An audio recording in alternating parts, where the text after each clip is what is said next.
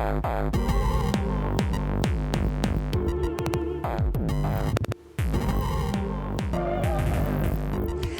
my cloistered art sluts. It's Allison Moon, and you are listening to Artgasm. I'm delighted that you are still joining me for season 2 of this lovely little podcast, and I am particularly excited to deliver to you an interview with Felix D'eon today. I am a huge fan of his work. I have been following him on social media for years. I own a bunch of his prints, and I had a total art crush on him. And it was one of those things where I'm like, I'm just going to email him and see if he's interested. And he was definitely interested, and we had a lovely, lovely conversation.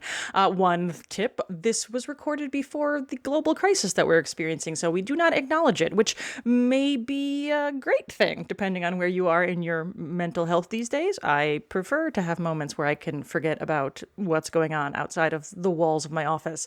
So we have a wonderful conversation, and I'm delighted to bring that to you today. Before we get to that, I just wanted to offer a couple of, I guess, tips. One can consider that. One kind of consumerist tip and one consumption tip. You'll understand. So the first thing is that I don't know if a lot of people know this, but I worked in nonprofits for many, many years. And one thing to keep in mind is that as you are shopping online these days, as a lot of us are moving to shopping mostly online, so a lot of us are using Amazon.com. And granted, you probably have your opinions about Amazon. I have my opinions, and I think they're all valid in all the different ways. But one of the cool things that Amazon does do is that they have a program called Smile, and it's smile.amazon.com, and it allows you to choose from a list of nonprofits that a portion of your purchase goes to. And so this is the kind of thing that is really helpful in the long term, because you set the nonprofit that you want, and every time you buy from Amazon through Smile, it will send a portion of your purchase to them. And I've seen Amazon Smile donations come in, and they're not huge, but they do help. And especially these days, as people are going to be more and more worried about their own personal finances, therefore they're going to stop donating to nonprofits. And we're going to see a lot of money that used to flow through a lot of needy programs dry up completely. And so what you can do is not change anything about how you shop or spend money, but all you have to do is just go to smile.amazon.com and choose the nonprofit you want to support, and your money will just naturally flow towards them. I think it's a small but helpful thing that we can do right now, especially as so many of us are buying things online. And there's a huge list of nonprofits to choose from, everything from local softball teams to national abortion funds to getting clean water to Flint to pretty much anything you can imagine. Any cause that you could support, you can find on Amazon Smile. So go to smile.amazon.com and choose your nonprofit, and then every purchase you make will then send a small percentage to them. So that's just a little tip for you to support other people as we're all going through this together. The second thing, the consumption thing, is that I have been very delighted by the fact that I've been able to enjoy so much more media than I usually do. It's a small bright side to this very stressful time that we're all living through. And so I'm sure that you are in a similar situation where you're looking for new things on the streaming services that you subscribe to, or you're digging deeper down to your to-be watch lists.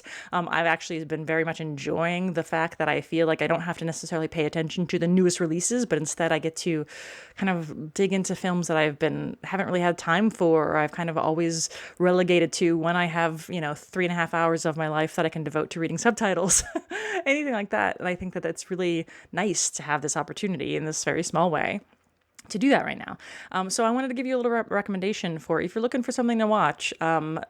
There's a new movie that's on Hulu called Portrait of a Lady on Fire that you may have heard about already, but I want to wholeheartedly recommend it. It released in 2019. It's a French film, but it didn't come to America in wide release until this year, 2020. I saw it at the Hollywood Theater in Portland, Oregon on one of their queer nights, and the room was packed, and it is... understandably, it was packed because it's a phenomenal movie. It's a gorgeous movie. It is a really special movie. And so if you have Hulu, if you have Spotify Premium, you can also have Hulu. I would recommend checking it out. And what I want to talk about here with this, just briefly, you may be familiar with the term, if you're an art nerd like me, the male gaze. It's a common term that we use in any sort of analysis of of film, literature, the arts in general, where we talk about kind of authorship, and we talk about the point of view of the creator and how the point of view of the creator shapes not only the audience's interpretation of their work, but also the way that the audience perceives the world. And it's a really important concept because I think it does explore that conversation that a lot of us are having these days around, like, can we ever separate the creator from the creation? It's an evergreen conversation topic, particularly though these days with Me Too, we're talking about, can I enjoy the work of such and such terrible person while at the same time acknowledging that they're a terrible person? And you can attack that conversation from a million different angles. But I think that that when we talk about the gaze of the creator, we're talking about that. We're talking about how much does the creator's interpretation of the events channel through the work that they create, and then the ways that they're offering it up for the audience to interpret, and then of course the ways that the audience moves in through the world afterwards. And you can hear that in a lot of different ways. You hear the white gaze, you hear the straight gaze, but it's really kind of based on this idea that men have created the vast majority of art throughout history, such that every time we interpret the world, we're using a lens that a man gave us, usually a white straight man. And I think that it's a really important concept to hold on to as we engage with any sort of art. But I think that it's particularly important when we start to examine art that's about different kinds of people through various lenses. And so we can talk about it like the idea of white people creating art that centers people of color, or men creating art that centers women, straight people creating art that centers LGBT people, etc. And I think one of the easiest ways to understand the male gaze is by seeing it contrasted with other things. And this movie, Portrait of a Lady on Fire, is that contrast for me. It is a movie that celebrates the female gaze.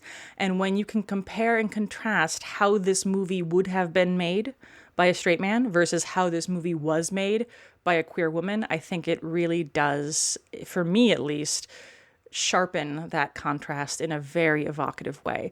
And personally, I get kind of heartbroken every time I sit in a movie theater and I see a movie that actually gets me, because it is so rare.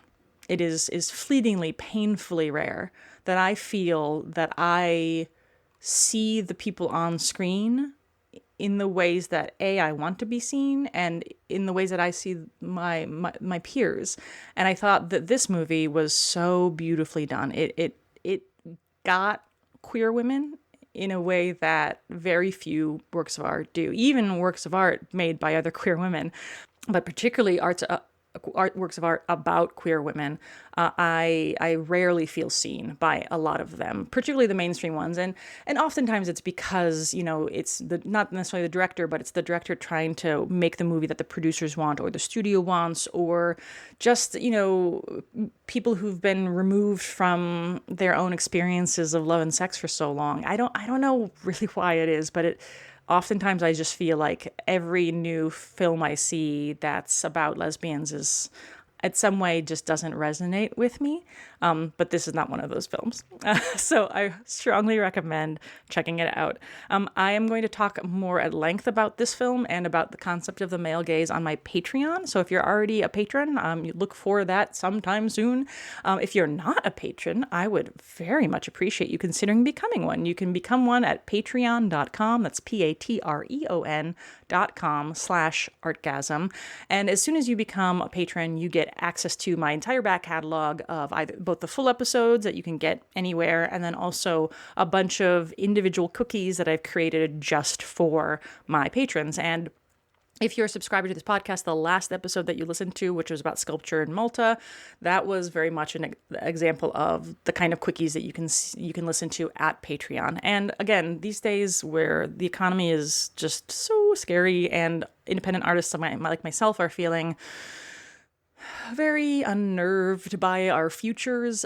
If you have an extra $3 to spare a month, it's very, very nice if you can let artists know that you like what they're doing, that you want to hear more of it, and that you want to give them tangible support. So as you noticed, I do not advertise underwear or mattresses on this podcast. It's a 100% self-created thing. I do this on my own all the time, and I do not take money from other people. Not to say that I wouldn't, but I just don't right now. So Patreon is what really helps me do that, cover the costs and just my time. So please do consider becoming a member and supporting in that way. I would very much appreciate it. All right.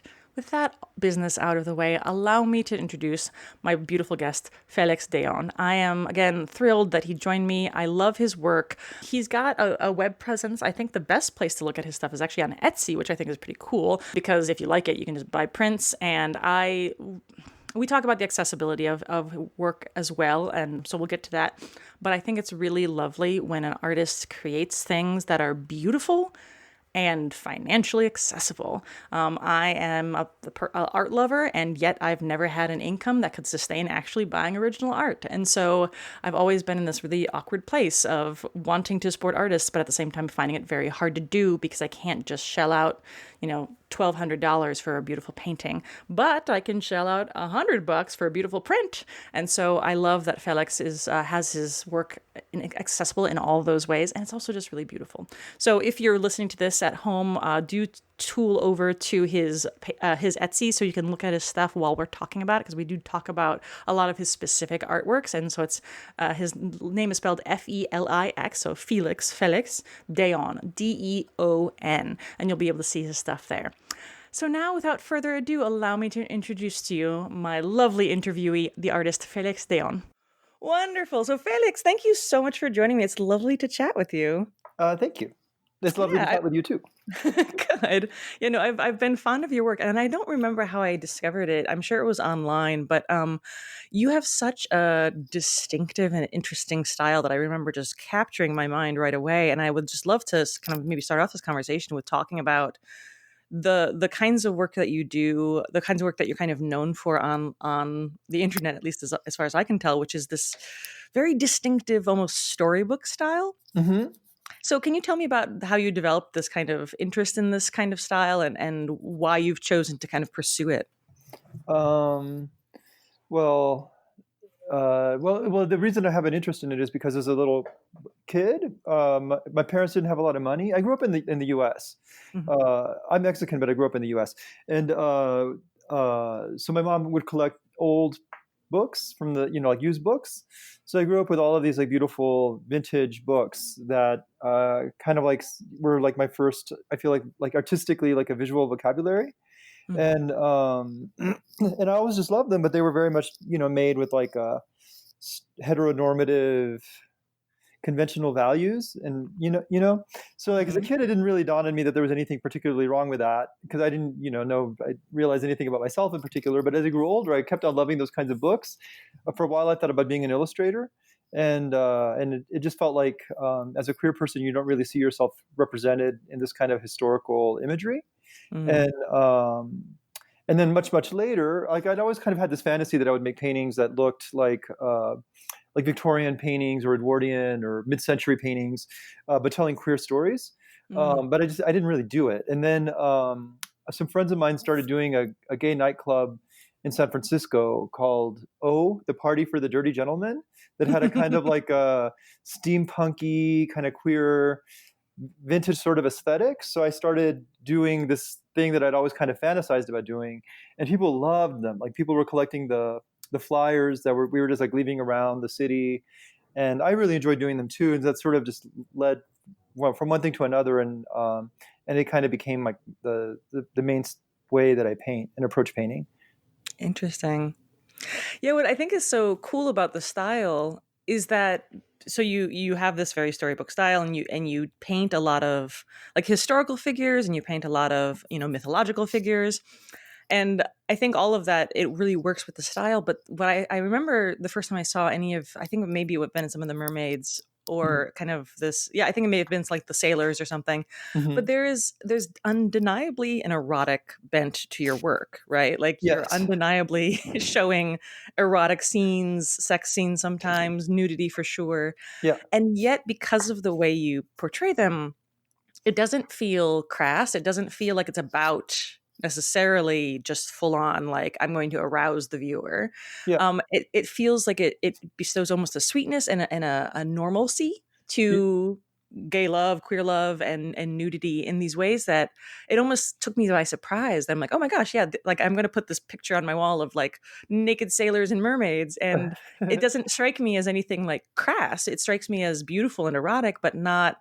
I guess it never tips into what I see a lot of queer art do, which is just like kind of going for the sexual hit first, Yeah. and then the artistic comes after. Where I Yeah. feel like yours is almost inverting that in some ways. Yeah. Well, I mean, that's like a trick. I'm pulling on the viewer because it's like the style. Like I mean, I have my own style, but I feel like it kind of looks as if I'm the artist that no one ever heard of who lived in the 1920s, Mm-hmm. and because of the style, it makes you when you look at the paintings, it makes you like I think that it brings you emotionally to a place of like innocence and childhood. Because you look at these Sure. paintings and they Yeah. feel like they were painted 100 years ago, and they were probably like princesses and white people being romantic, Mm-hmm. and then but I use that style and make these other images. Sometimes they are just romantic, and they're not, I'm not painting anything that's particularly sexual, but I feel like because of the style, it means that I can make paintings that are really filthy, but they feel totally like sweet and innocent, Mm-hmm. which I think is important because it's like it's for exactly that reason. It's like a lot of the like queer, like Tom and say, for example, or a lot of these artists that are really great and they make really wonderful work, but it's like the aesthetic is built around the idea of like gay people as being like or queer people being like sexual outlaws, and like Mm-hmm. the artwork is supposed to feel transgressive, Mm-hmm. and I actually want the opposite. I want my work to feel like nudity and celebrating a variety of bodies. That's an important part of the nudity too. It's like I don't just paint conventionally attractive people, but a Mm-hmm. wide variety of bodies and ethnicities, and also sex, like queer sex. There's like absolutely nothing there to be ashamed of. I Mm-hmm. mean, straight sex either, but I'm my work is all geared around queer people. Mm-hmm. So like the style kind of like erases shame from imagery that I think is usually steeped in shame. Yeah, So sure, yeah, sure. and that's part of the idea on purpose. Yeah, I'm actually really glad you brought up Tom of Finland because I do feel like there's this you have this very interesting I want to say mirror, but I actually mean like almost inverse kind of power of Tom of Finland, where I feel like he took a lot of like average men and then kind of made them grand in these really like by like giving them a lot of power and by like increasing the size of their muscles and the size of their cocks. And you do this kind of inverse thing where you take these men who might be outsiders or people who might be outsiders or might be intimidating or might be these power figures and then you make them look soft and sweet and not without like you don't remove their sexuality like but I see like you have a lot of like beautiful images like of cholos embracing and leathermen like looking really sweet and tender and it creates this interesting thing of like I'm now seeing this eroticism in the gentleness of these people as opposed to the eroticism and the power of them.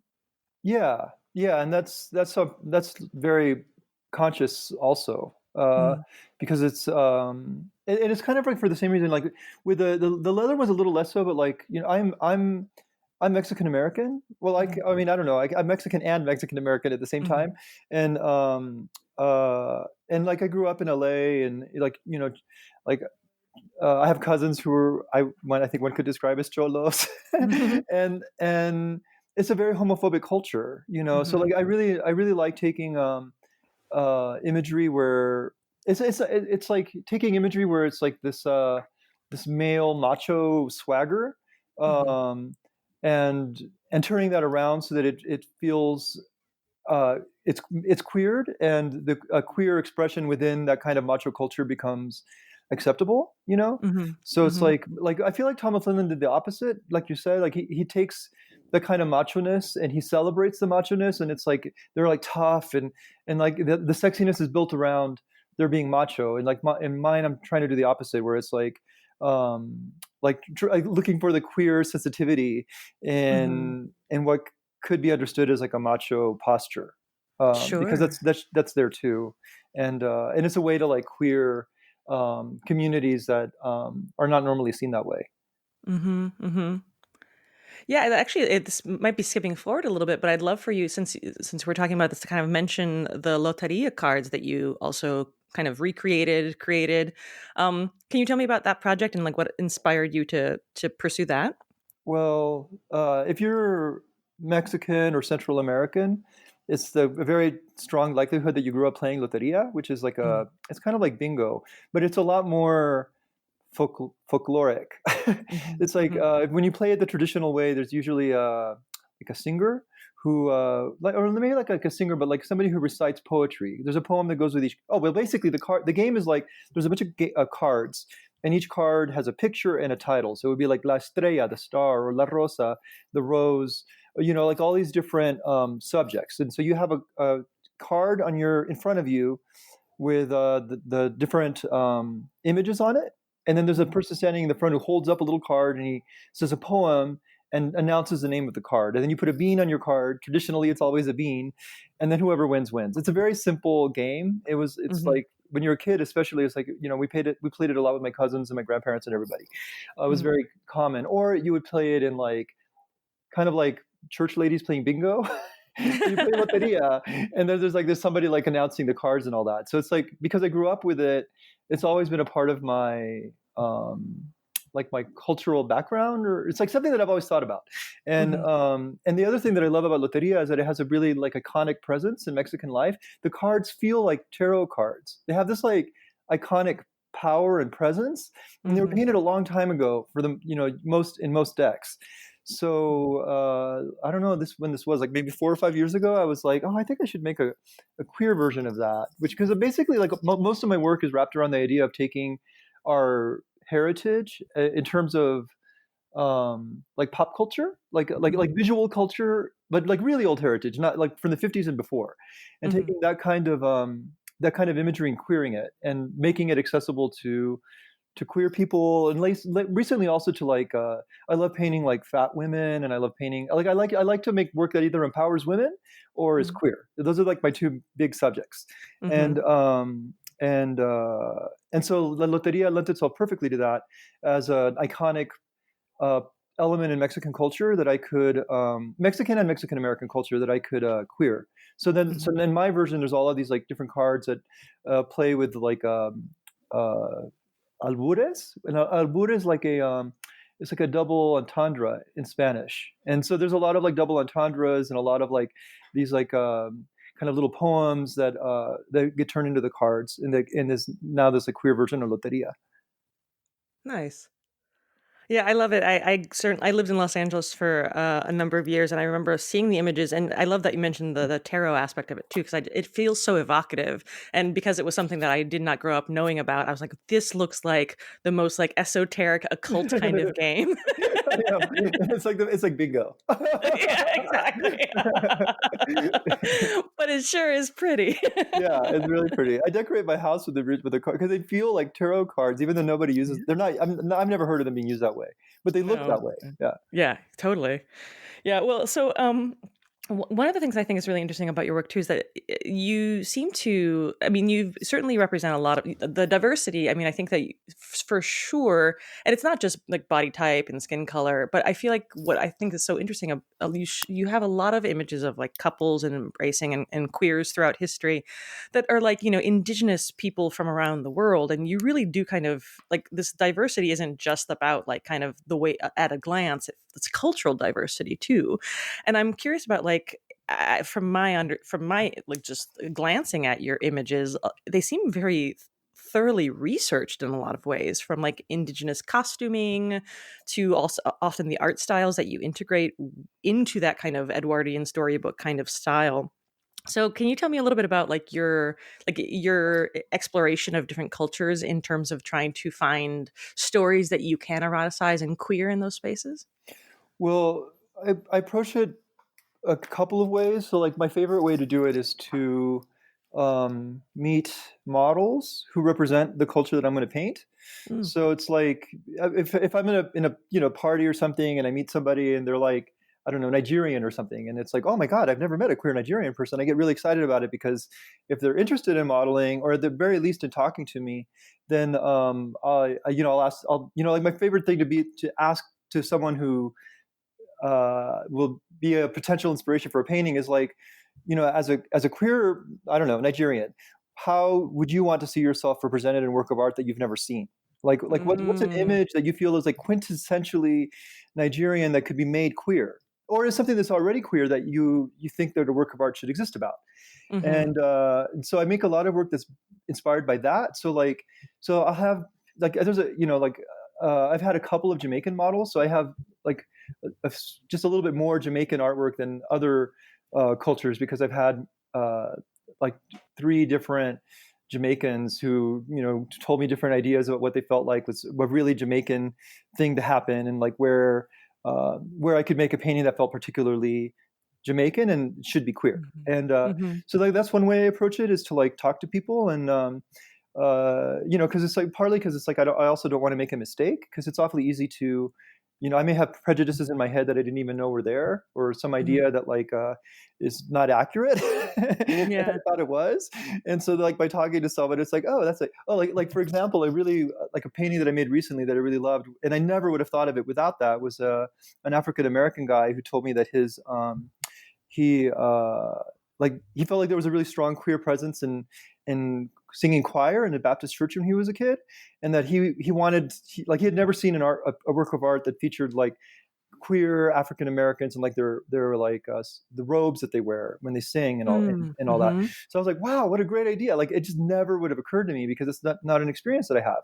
So I made a Sure. painting of a couple, like a black couple carrying a little baby in church, and they're wearing their robes, and there's like a stained glass window behind them, and like the whole point of, and they're holding hands, and like that one was a really sweet piece, like totally unsexual, because the point of it is to like kind of create this wholesome family image, but Mhm. set in a context that's not normally represented.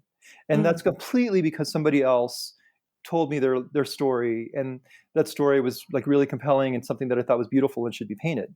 Mm. And then the other way I go about doing it is like research. So it's like, there's no ancient Egyptians to talk to. Right. So I would love it if there were, but there aren't. So since I like making paintings from history, I'm a huge history nerd in any case. And so, Mm. um, like before I go to bed, like just like I'll fall into internet rabbit holes of like what's the queer history of this place or that place, or what happened Mm. in this other culture. And then once I learn something that seems kind of amazing to me, then then I'll paint that. And it is based on a lot of research. I want to get the like I have an Egyptian painting of two women in love, and that one I actually worked with a scholar.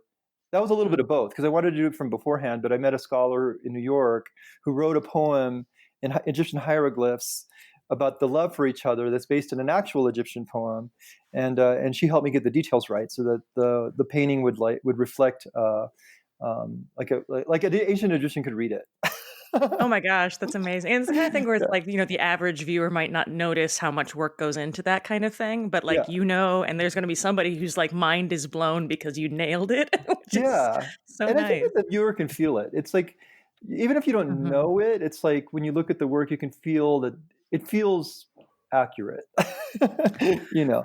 Yeah, So yeah, I can see. I mean, yeah, again, like I think it's so much of the costuming in a lot of your pieces where it's just like, I may have only seen certain things in museums or in books, but I'm like, wow, I really get a sense of the world. Like even the very simple kind of compositions of maybe just two people embracing or something, or a couple people having sex or in front of a mountain or something. But yeah, ultimately, the detail in those scenes is great. I mean, again, I don't know why I keep going back to the tarot cards, but like very simple imagery ultimately sometimes, yeah, um, but they're so packed with symbolism that you might just think, oh well, that's just a tree, but you're like, but no, that's actually the right kind of tree for this kind of part of the world at this point in time, yeah. which is just an extraordinary amount of detail to put into some work.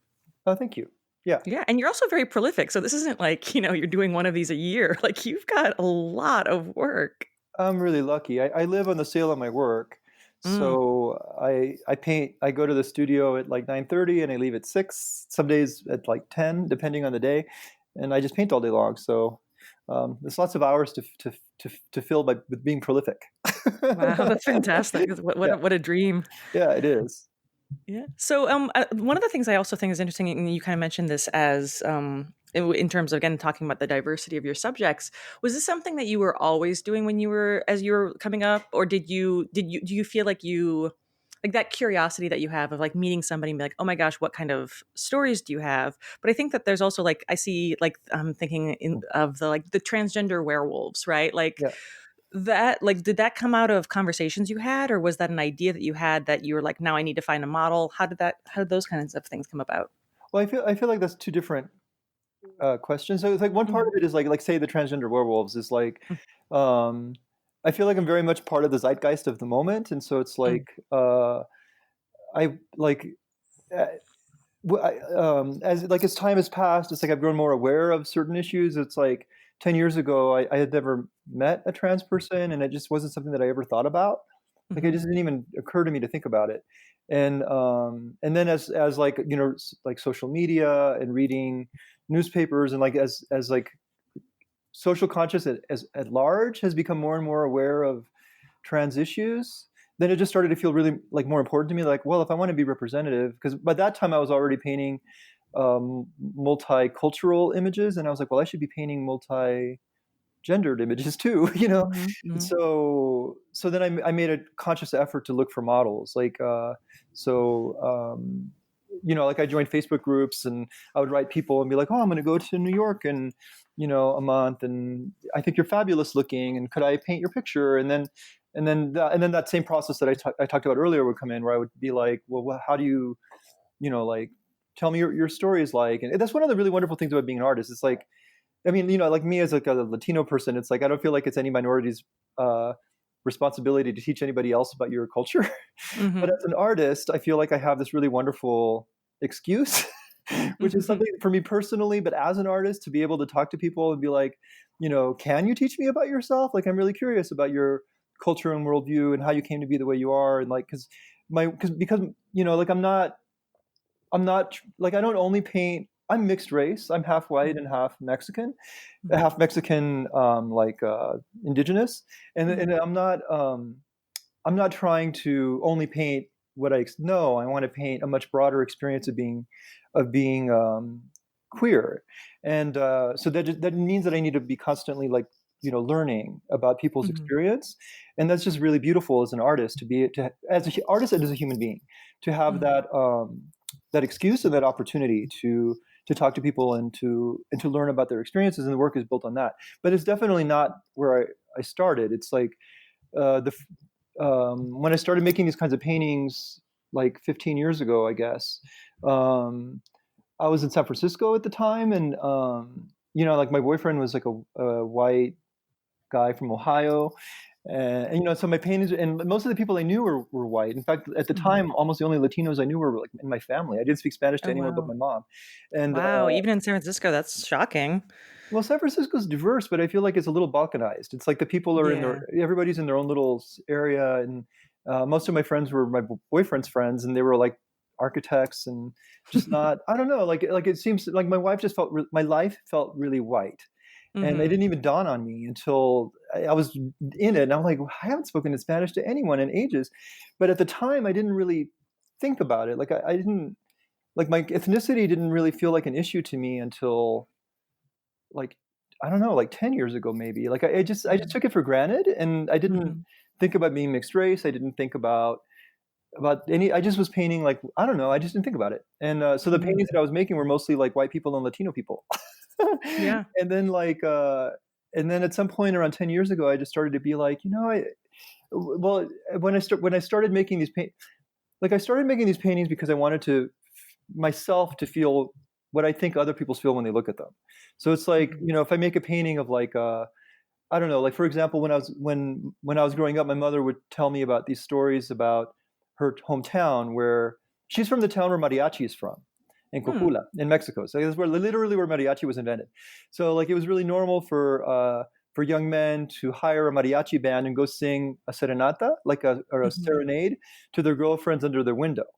mhm. And so I grew up with these really romantic stories that she would tell me about what it was like to date in Mexico, when she was a Oh my girl, goodness. and and then I was like, gosh, I really want to like imagine that for myself. Like, what would a queer version of a serenata be like? And so I painted it, Mhm.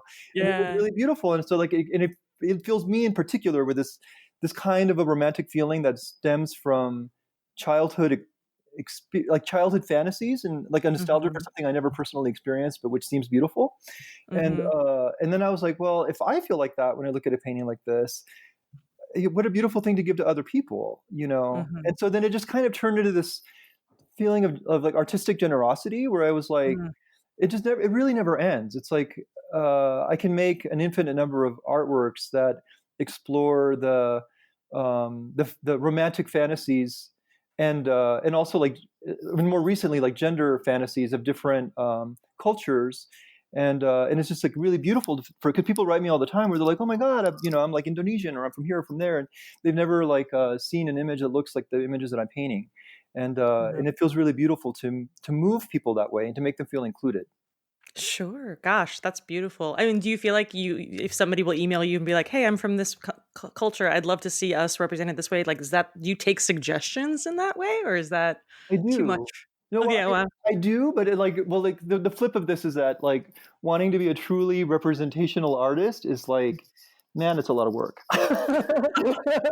That's like one of the reasons why I have to be so prolific because it's like, I get a lot of complaints from people where they're like, mm, oh, you're not like representing, like me and my experience, and I get so many requests. Like I'll never be. It's like it's a project that can't be finished. I can't do sure. it. It's not possible. And like the more, um, like 10 years ago when I wasn't painting trans people because it just didn't really occur to me. Like once I started doing that, then it opens up a whole other range of possibilities because it's like the exact same image that I paint could be, like I can make a painting where it's like a white couple or a black couple or a Latino couple, or it could suddenly become like a trans man with his girlfriend or a trans man with his boyfriend, or it's like it Mhm. starts turning into this like endless multiplicity of possibilities, and Yes. and at some point I just kind of have to draw the line and be like, well. Like I've already done this and that and the other, and it's hard. It's very difficult, Sure. but it's really beautiful too. So I don't know. It's like Well, I think it it's an speaks to evolving just project. the diversity of sexuality and gender, right? Like if you're never going to be done, and Yeah, if people always have new things that you haven't even considered yet, like that just it speaks to like the granularity of sexuality. It's just like there is so many different ways to go, and that's kind of awesome. yeah, But at the same time, if you're a representative artist, then all of a sudden it becomes like, oh shit, yeah. I bit off you're more than I can chew. totally, Yeah, totally. and there are things that are just difficult. It's like, for example, I have one painting of somebody who's asexual, Mhm. and because they're holding like the flag, but there's Yeah. some things where I'm like, how do I paint that? Like, how do I make a representation of things can be it become tricky. It's like I have sometimes it's difficult for me to paint trans women for the same reason because it's like with trans men, there's certain things that I can do. Like if I paint a trans man without a shirt on, then I can paint the scars. And there are Mhm. certain like indicators that make it easier to do. But with Mhm. many trans women, it's like they're just women. Mhm. So then when I Mhm. make the painting, it's like, well, how do I just like because it's not enough to paint a trans woman. It also needs to be like you need to be able to look at it and be like, oh yeah, that's like you have to identify it and understand right away like what you're looking at and understand the story behind it. Like Mhm. that's one of the most tricky things about doing the kind of painting that I make is that there's stories, and so Mhm. like I have to like I get a lot of suggestions for paintings that they just won't work. It's because it's too much information or it's too confusing or it just doesn't like really like translate in a way that can be easily understood. Mhm. And so like sometimes things like that start to also become problematic because then I'm like, well, how do I do this? And like a solution for painting trans women that I've had lately is dressing them in period clothing and in the colors of the trans flag Oh, that's or things like cool. that. Yeah. So like but that way I don't know, but it's just there's just always these like things that I'll be painting. I'm like, wait, how do I how do I solve this issue or this Sure. visual problem? And it can be Yeah. sometimes it can be challenging. Sure, that makes sense. Well, one of the things I also think that I mean, and I don't know if this is I'm picking up on one of your artistic tricks, or if this is just a cool thing that you're exploring, or maybe both. But some of your work is kind of comic strip almost, Yeah. and so you actually do have chances to have dialogue bubbles, and so we can actually get a little bit more of the insight into the world in which this picture inhabits. Yeah. Um, And I think I think you have a mariachi one, right? Like that? Yeah, I have And a serenata one. I made a lesbian version of a serenata painting. oh, that's awesome. Yeah. And then also I think I really like the actual like superhero ones because it's that great mix of the like the very early comic book superhero comic book style, the action comic style. Yeah. Um, Plus, so it's like just the leggings and the capes and the masks and stuff, which is really fun. But I think that yeah, seeing you be able to have a little bit more, what I'm guessing is a little bit more freedom to pack the story into the piece through dialogue bubbles or thought bubbles. Is like it feels like another opportunity that you're creating for yourself to add context. Yeah, and that's like some of my favorite. Well, like trans paintings in particular, some of my favorite ones are the comic ones because in part because I can tell a more elaborate story without like having to take off someone's shirt or something like that. It's like it's easier to tell a story. Yeah. Well, I'm curious, as you because you kind of brought it up, like like any sort of pushback you've gotten around like that combination of the sweet and the erotic. I know that like so many people have so many individual worries around their own ideas of how queer sexuality is represented and whether or not it's done quote unquote correctly for them. Like, do you feel like people think that your stuff is too sexy, or you're combining different cultures with sexuality in an inappropriate way? Um, no, people are generally super uh, really positive. Like sometimes, sometimes I will get people who are really upset about me combining sexuality with certain cultures in an inappropriate way, but they're not queer people. Yeah. Sure. So like but in general like people have been really positive like Mhm. when people get upset it generally has more to do with uh either sometimes people will take a issue with a particular painting and feel Mhm. like it doesn't represent their culture in a way that um, they uh, they think is right, and Mhm. like that's happened a couple times, and it hasn't happened yet in a way where I feel like I don't know how to say this. It's like I've had a couple paintings where somebody will criticize it and accuse me of being racist or something like that, but then Mhm. like other people from the same culture or ethnicity will defend me, and then in the Mhm. end I'll be like, I think that like one person got upset and like 90 people defended me. So I think, Yeah. so I haven't actually gotten to one yet where I'm like, oh my God, they were totally right. I need to um, stop selling Mhm. this painting, or I need to take it Mhm. offline. Like I made a terrible mistake. Like, which is Mhm. not to say that I don't think that that could happen. They could, like I don't want to sound like I'm infallible or something either, but it's like it could definitely happen. It just hasn't happened yet. But like that happens every now and then. And but for the most part, oh, and people also get upset that I'm not being representative enough. Of where it's like, I don't know, whatever they want to see represented, and then they'll get mad at me because I haven't done it. But Mhm. those are really the only two. Otherwise, people are generally really nice, and even though that doesn't happen very often. Mhm. That's great. Yeah, one of the things I was like, I think when I like went on your Etsy page and I saw all the Disney ears, Oh. I'm like, wait, what's happening right now? So maybe I was just projecting on people being like, wait, what's the angle here? That's just it's the same. It's like it's like I love making painting. Well, it's like we were saying earlier. I love making paintings that feel really sweet and innocent and are totally filthy. Mhm. So it's like Totally. taking this like fantasy of like Disney. I don't know, because like I have one painting in particular of these like two guys who are like one guy's giving his boyfriend a blowjob and is hidden behind his Mickey Mouse ears, and they're surrounded by like cute like Snow White animals who are like checking it out. I really love that painting. That's so fantastic. Just out of curiosity, like in those like paintings, do you use live models for all of your work? No, I use. I mean, all of my work has models. So normally I take photos and then I base the painting on the photo. And I also make a lot of drawings they look like classical drawings by like an old master that are like 18th century Rococo type drawings. And those are made with live models who are actually posing.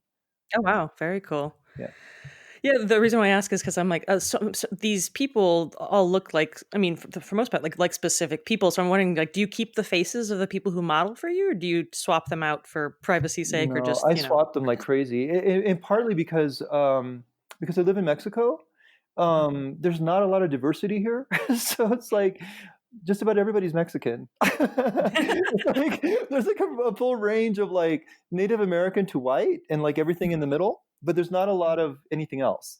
So Mhm. like if I want to make a painting of like African American people or Asian people, like when I go to the US, I try to have photo shoots with more diverse models, but living in Mexico, it's not something that I can do. So if I have an idea for a painting and it involves like somebody who's neither white nor Mexican, then I will use a white or Mexican model, and when I paint them, I'll turn them into whatever it is that I want them to be. Mm, The bodies cool. are really just like an armature that I can change Mm, everything else around. that's really Yeah, interesting. and when I do that kind of thing, it's so like for example, if like actually like for example, the Jamaican paintings that I was talking about, I lived with this really amazing Jamaican woman who's an author. She lived in my house for like I have an Airbnb well, I had an Airbnb in my house, and she lived with me for like 6 months, and there were no other African American people. Like there was nobody to take photographs of her with. So I Mm, mean, who was black. So I took a photograph of her with a Salvadorian woman who looks pretty white, and in the painting I made them both black. But then mm, I would look for pictures of black women with their faces in the same position mm. as the other woman, the Salvadorian woman, and then I would draw the other face. You know, Wow. kind of like mix. You know, like the body doesn't really matter. All I need to do is change the skin color, but the face does matter. It's like I need to get that right. So then I'll like mix things I find online, and but it's like having two non-Latino or white models at the same time is like almost impossible for me. Sure, sure, I can imagine. Yeah. Yeah, one of the things too I wanted to talk to you about before we run out of time is kind of almost beyond the representation and towards the more mid-century stuff that you've done. Uh-huh. The very kind of almost advertising style, like like mid-century Valentine's Day cards and stuff. Yeah. And I'd love to know like what about that style attracts you? Well, that one does go back to my childhood. Like the books that I had, like little golden books when I was a kid, and these like Yogi Bear books, and like all of these books that my mom would buy. That when I was a child in the early '80s were old but not antique, the way Mhm, they are now. And I grew up with this like mid-century aesthetic, just as like the books that my mom could afford, and I mhm, loved them. I've always loved them, and so it was just another extension of the same thing. Like those ones don't have models at all. I drew those completely out of my head. But oh, wow, um, yeah. but like I love the mid-century aesthetic, especially like the children's kind of aesthetic, the Disney aesthetic. Not the cartoons, but the like Mary Blair, like the ones who were making the patterns, the designs to make the cartoon before the cartoon. So like Mhm, that kind of imagery I really love, and it fits right exactly into this whole idea that I have about taking this style that was very heteronormative and queering it and making I tell these some of the stories are really like it's like everything else I do. Some of them are really filthy, some of them are like really romantic, but like I have a book called Tops and Bottoms, which mhm. is it's like one of those mid-century books that it's like you can the page is cut in half, so like the Oh, top half yeah. is different from the bottom half. So like there would be a painting of say like I don't know, there's like a cowboy riding on a giant dick. Or there's like a widow who's getting like eaten out on the bottom half by this other woman and she's coldly poisoned. And like as you're going through it, it's like you can change the top and bottom of it so that everybody combines with everything else. So it looks totally like this like super sweet 1950s book, but it's completely unbelievably filthy. And it's super queer because it's like there's men and there's women, and then they like get combined with each other, and like there's it's like the whole. It's I don't know, I love it. It's great. It's like it kind of goes back to something you said right at the top of this conversation about like growing up, like it's so easy to kind of take for granted that you're not going to see yourself represented if Yeah, you're queer. Like you just get used to that. And then, like, I think more so than the Edwardian kind of children's book stuff, the mid-century stuff really brought that home for me, to like look at like what looks like a Valentine's Day card or a golden book, where it's just like undeniably gay. And not even like the erotic ones. Like I'm thinking of like I'm looking at The Big Catch, which is like, you know, Oh yeah, sailors who catch a hunky mermaid, but yeah, there's, you know, no visible genitalia or anything. yeah, um just like I can't, I almost want to like imagine what my childhood would have been like if books that I read and movies that I watched that were child friendly still included people who had lives that I wanted to have one day, right? yeah, It's kind of, it's sad to contemplate like how many people just don't have that growing up. And we kind of have to, in your case, create it for yourself, yeah, and create it for other people. And there's a wistfulness that I'm feeling of like, wow, like that, to imagine that just queer imagery in its erotic and its innocuous could just be part of culture without it being kind of siloed or considered other. It does really feel like I'm kind of, we still haven't gotten to that place in the world where it's just there yet, and no. I kind of want to I want to be able to be around to see that happen. Yeah. Well, that's, I mean, like when you mentioned the Valentine's Day cards, it's like as a kid, like, everybody in my class would give Valentines to every other kid. Like, Yeah. you would get like 30 Valentines or whatever, however many people were in the class. And a lot of them at the time still had this, like, they were like reprints of mid-century cards, or they were like these really funny little, like, cartoony things. But I remember a lot of like really bad puns, like, uh, so like when I made my Valentine's Day cards, that's exactly what I wanted. It was there's one, for example, that says "Have a pizza, my heart," and there's like two black guys giving a kiss and eating pizza, and like it's surrounded by hearts, and they're like, and it says it's in mid-century style with like the mid-century font, and it says "Have a piece of my heart," and it's like it's really silly. It's like totally silly, but it's like the whole point. The reason I made that was specifically because of that memory of like those kinds of cards when I was a kid. That I mean, when I was a kid, I didn't think about it at all. But like, had I seen images, like if gay versions of that had been given out, even though I didn't know I was gay yet, like I wonder how that would have made me feel when I started realizing I was gay a few years later. Like Sure. it would have already been there. It would have already been a part of the vocabulary of how I could look at the world.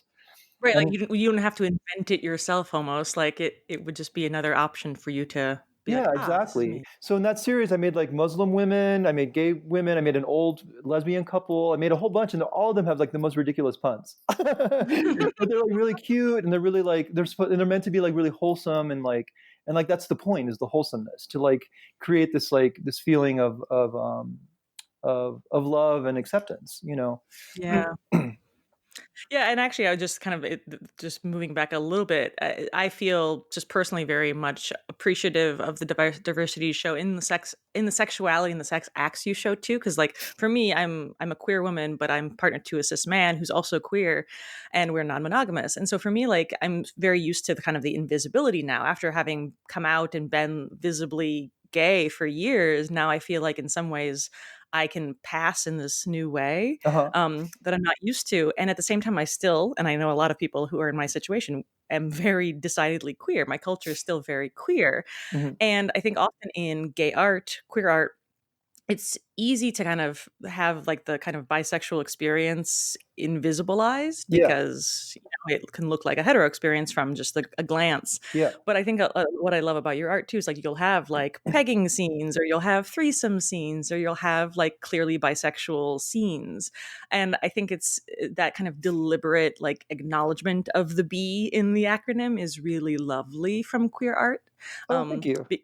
yeah, oh yeah, absolutely. It's because it's so easy to forget about the bee, Yeah, And I yeah. love seeing it represented in a lot of fun ways. So Well, thanks for that's that. that's where I feel like having conversations is so important, because it's like I have by friends who've told me that kind of experience, and then it's just, and it's like, well, that's why I'm an artist, Yeah, so that I can, like address that kind of thing. And so it's like, like if you're going to paint the full rostrum of experiences, it needs to be all of it. So, yeah. yeah.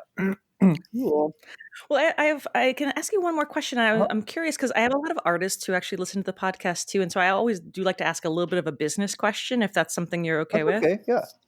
Yeah. So you mentioned being a full-time artist, and one of the things that I would imagine that, I mean, allows you to do that is the fact that you sell so many prints. You're Yeah. not just selling original paintings, and they're really really low price point, and you have a lot of them.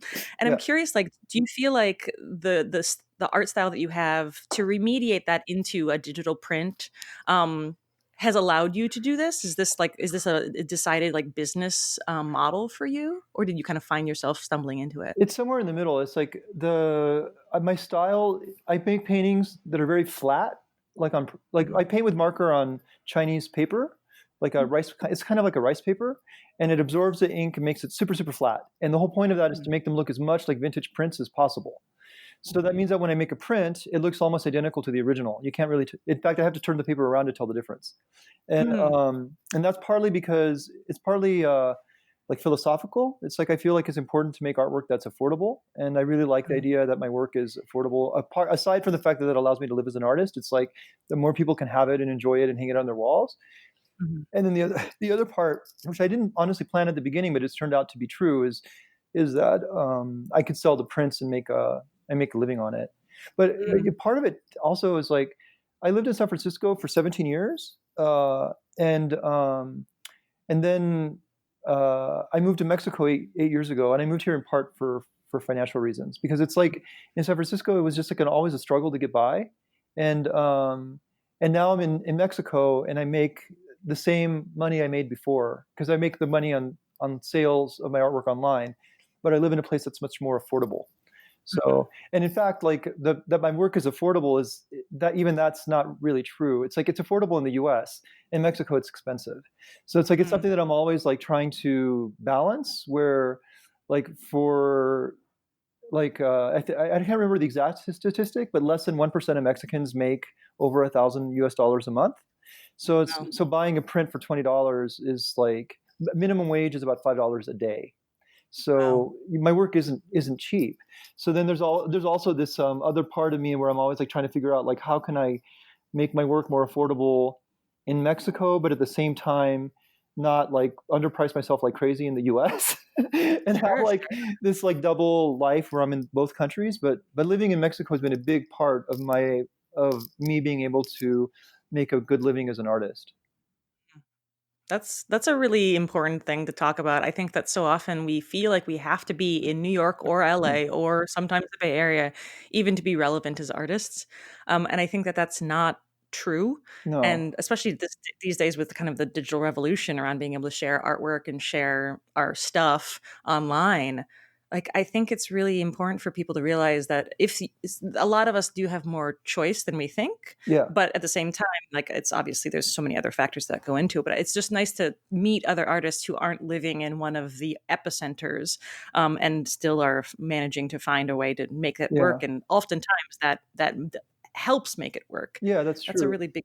Although I have to say that to that level, I am living in an epicenter. Like Mexico City is like if you're an artist and you're in Latin America, Mexico City Mm-hmm. is one like the place where lots of people go. So it's like there's major museums where we show art of international level, and there's galleries, and there's like artists from all over the world, but especially all over Latin America who come here. So it's like so I feel like I got the best of everything because I live in a place where we do have that kind of exposure to like really like world class art, but it's also from I mean I like I'm coming to this from a very privileged position. It's like my mother was an undocumented immigrant when she went to the U.S. and and I'm Mexican American, but I went to college in the U.S. and I was making money online before I moved to Mexico, so I came to Mexico already making dollars. So I came here already in a position of a lot of privilege. I'm very Mm-hmm. lucky. But like if you can do that, that's I mean personally I don't know why you would suffer as an artist in a place that's really expensive. There's no need to. Yeah. Yeah. Cool. So where can people find you and look at your beautiful work? Um well, the social media platform that I have the most followers or whatever, and that I put the most attention to, is Instagram. So they can just look me up there as Felix D'eon. My last name is Deon. or they can find my work on Etsy too. And there I'm as the art of Felix D'eon on Etsy. Alex, thank you so much for talking to me. It was absolutely a joy. I have a couple of your pieces on my wall, and I consider them part of my prized collection. So thank you so Oh, much for the work that you do. thank you. Awesome. And that's it for this week's episode of Artgasm. Thank you, as always, for joining me. If you want to learn more about this podcast, you can visit the website at artgasmcast.com. You can email me at artgasmcast@gmail.com. You can find me on Twitter at HeyAllieMoon. That's HeyAllieMoon. And you can, again, find me on Patreon at patreon.com/artgasm. Thanks again. I'll talk to you next week.